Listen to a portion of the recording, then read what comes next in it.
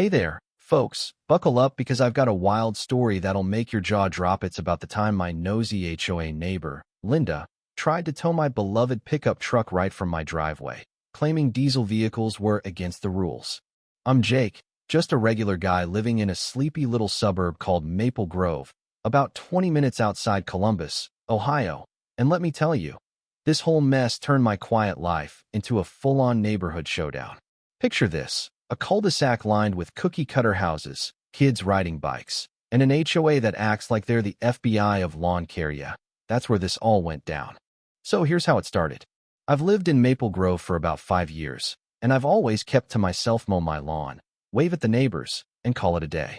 My pride and joy is my diesel pickup, a beat-up but reliable Ford F-250 I've had since college.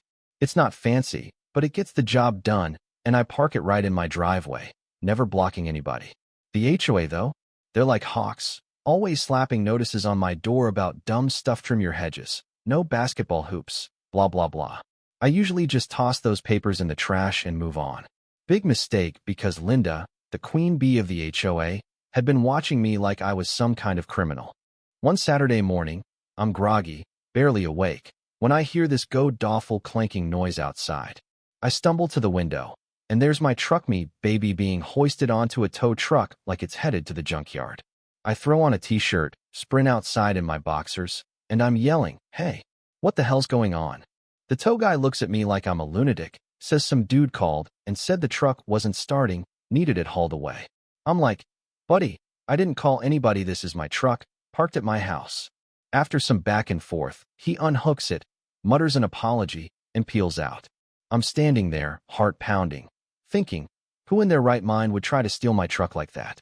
I shove the truck in my garage for safekeeping and head back inside. But before I can even process what happened, there's this sharp knock at the door. I open it, and there's Linda, 50-something, perm so tight it could double as a helmet, clutching a clipboard like it's the Constitution. She's got this smug grin and goes, "Well, Jake, looks like your filthy diesel truck's finally gone. That's what you get for ignoring the HOA." I'm dumbfounded, like, what is she even talking about? She starts ranting about how diesel vehicles are banned in Maple Grove, says I owe back dues, fines, the works, and if I ever want my truck back, I'd better pay up and park it somewhere else. The kicker? She thinks it's already towed. She has no clue it's sitting pretty in my garage. Now, I could have let it slide, let her think she won, but something about her smugness just lit a fire in me. So, I lean in, real calm, and say, "Linda, you sure about that?" Then I hit the garage door opener, and as it rolls up, there's my truck, gleaming under the fluorescent lights. Her facey, oh man, it's like she swallowed a lemon. I hop in, rev the engine just to rub it in, and take a slow cruise past her house, windows down, maybe blasting a little Springsteen for effect. She's screaming something, but I'm already gone, laughing my ass off. Petty? Sure. Satisfying? You bet.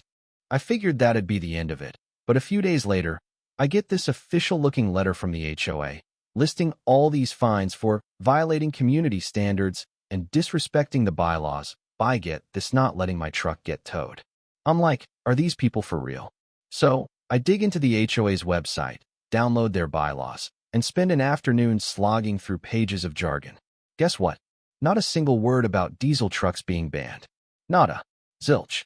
That's when I realize Linda's not just annoying, straight up making this stuff up.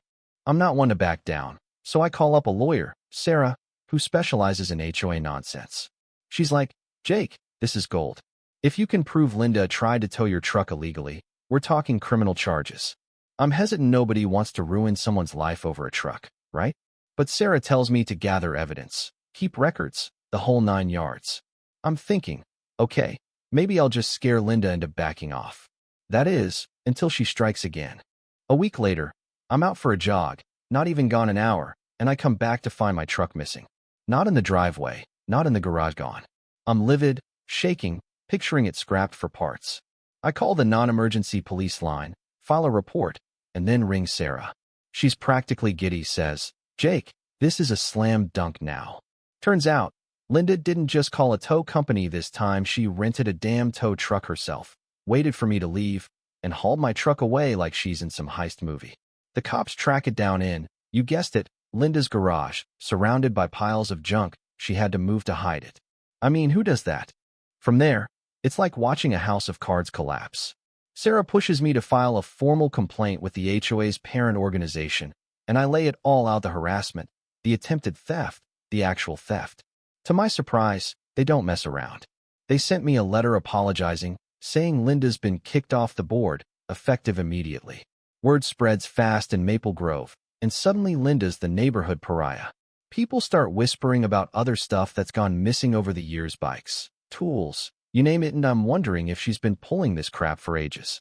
The police press charges: trespassing, theft, the works, and last I heard, Linda's facing a hefty fine and maybe even some jail time.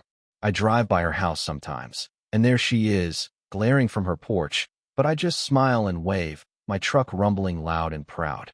It's not just about winning, it's about knowing she can't push people around anymore. Looking back, this whole thing taught me something. I used to think ignoring the HOA was the way to go, but that just let people like Linda run wild. Standing up for yourself, doing the legwork, getting the facts, that's what shuts down bullies. It wasn't easy, and yeah, I lost a few nights' sleep, but seeing Linda's empire crumble? Worth every second. So what do you think? Was I too harsh, or did Linda get what she deserved? Have you ever dealt with a neighbor or an HOA that crossed the line? Drop your stories in the comments. I am dying to hear them. And if you've got a petty revenge tale that tops mine, bring it on. Hit that like button if you're Team Truck, subscribe for more crazy stories, and I'll catch you in the next one. Stay safe out there, folks, and keep an eye on your driveway.